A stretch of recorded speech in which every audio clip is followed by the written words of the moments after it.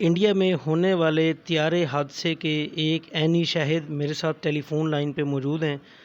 वहाँ की मुकम्मल तफ़सीलात उनसे जानते हैं कि ये वाक़या कैसे रूनुमा हुआ, तो हमारे साथ रहिएगा।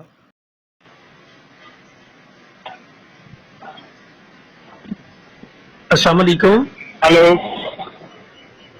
अस्सलाम वालेकुम। जी। हाँ जी। जसवीर सिंह साहब, की हाल है हाँ तुहाडा? जी, हाँ जी, मैं ठीक हाँ जी। अच्छा, कल ਦਾ ਜਿਹੜਾ ਵਾਕਿਆ ਹੈ ਬਈਆਂ ਤੁਸੀਂ ਦੱਸੋਗੇ ਕਿਉਂਕਿ ਤੁਸੀਂ ਉੱਥੇ ਮੌਜੂਦ ਸੀਗੇ, ਤੁਹਾਡਾ ਫੇਸਬੁੱਕ ਤੇ ਮੈਸੇਂਜਰ ਵਿੱਚ ਮੇਰੇ ਨਾਲ ਰਾਬਤਾ ਹੋਇਆ ਤੇ ਕਾਈਂਡਲੀ ਉਹ ਜ਼ਰਾ ਦੱਸਿਓ ਮੇਰੇ ਜਿਹੜੇ ਸੁਣਨ ਵਾਲੇ ਲੋਕ ਨੇ ਕਿ ਕਿੱਦਾਂ ਉਹ ਵਾਕਿਆ ਹੋਇਆ, ਕੀ ਟਾਈਮ ਸੀਗਾ, ਤੁਸੀਂ ਕਿੱਥੇ ਸੀ?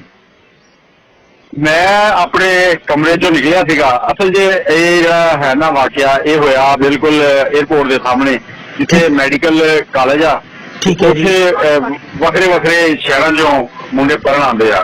ठीक है जी। वो सारे डॉक्टर बनन आए सीगे। ठीक है जी। ते जहाज अक्सर कंटीन जी ना साडी ओदा मूंह इस तरह बनाया गया कि असीं जदों कंटीन च बहने आ जी। ते सानू वो जिहड़े ना एयरपोर्ट तो जहाज उड़दे हुए नजर आते आ। ठीक है।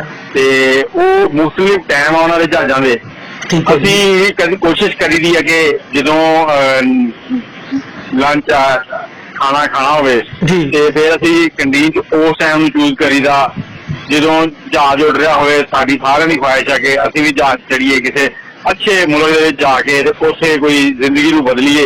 ठीक है। ਮੈਂ ਵੀ ਚੌਥੇ ਫਲੋਰ ਤੇ ਰਹਿائش ਆ ठीक है। ਹੋਸਟਲ 'ਚ ਤੇ ਉਹ ਉੱਠਿਆ ਨਮੋ ਹੱਥ ਧੋਤਾ ਤੇ कैंटीन 'ਚ ਗਿਆ ਨਾਸ਼ਤਾ ਕਰ ਰਿਹਾ ਸੀ। ठीक है जी। ਤੇ ਜਹਾਜ਼ ਉੱਡਿਆ। ਜਹਾਜ਼ ਉੱਡਣ ਤੋਂ ਬਾਅਦ ਅਸੀਂ ਵੇਖਿਆ ਕਿ ਜਹਾਜ਼ ਜਿਹੜਾ ਨਾ ਉਹ ਸਿੱਧਾ ਹੀ आ रहा। मतलब पहले तो एक बार वो उत्ते नहीं गया, जो उत्ते गया तो उस बाद एकदम वो थले आन लग पिया। ठीक है। जो वो थले आन लगा तो पहले तो असी वेखते रहे कि शायद ये कोई उन्होंने कार्रवाई अपनी। जी जी। लेकिन जो असी वेख्या कि बिल्कुल बिल्डिंगां दे लागे आन लगा। ठीक है। एकदम लोगों ने चीखना शुरू कर दिता जी। ते जहाज जिहड़ा वो आके बिल्डिंग दे विच लग गया। बिल्डिंग च लग गया ते एकदम धूम दी आवाज आई आ। अच्छा जसवीर भाई, तुसी ये दस्सियो कि जदों बिल्डिंग विच आके लग्या वा, तुसी पहले कोई दौड़ गए हो या उत्थे ही रहे हो? उस तो बाद दा की आलम सी? किन्ने मैं लोग दस रहा मौजूद सी? कि जो वो जहाज नीवा होने लग पिया ना ठीक है। ते बहुत सारे लोग शौक नाल जहाज नूं वेखदे आ। वो ਜਿਹੜੇ ਵੇਖਦੇ ਪਏ ਸੀ ਉਹਨਾਂ ਨੇ ਚੀਖਣਾ ਸ਼ੁਰੂ ਕਰਤਾ ਕਿ जहाज ਜਿਹੜਾ ਇਹ ਡਿੱਗ ਜਾਣਾ।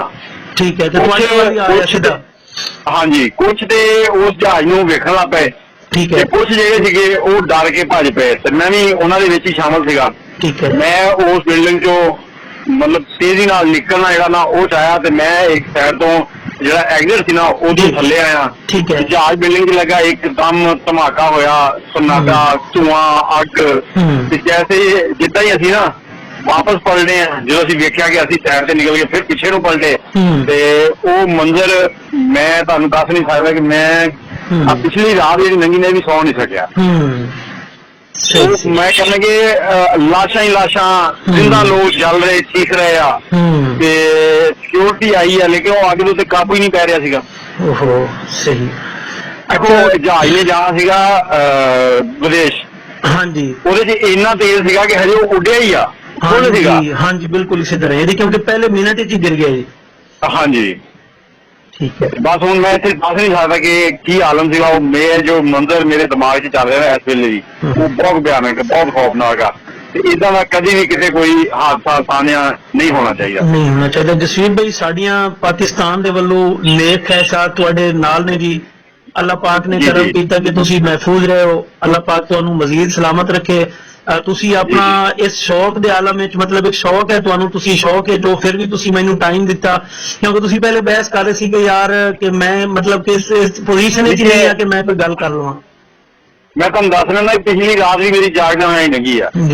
वो अखा बंद करो तो उही आलम सामने आ जाता कि लोग सड़ते पे आ, जलते पे आ ते चीखा की आवाज। कुछ लोग वो जो जहाज उन्होंने का तो पता ही नहीं लगा, गुमसुम हो गए।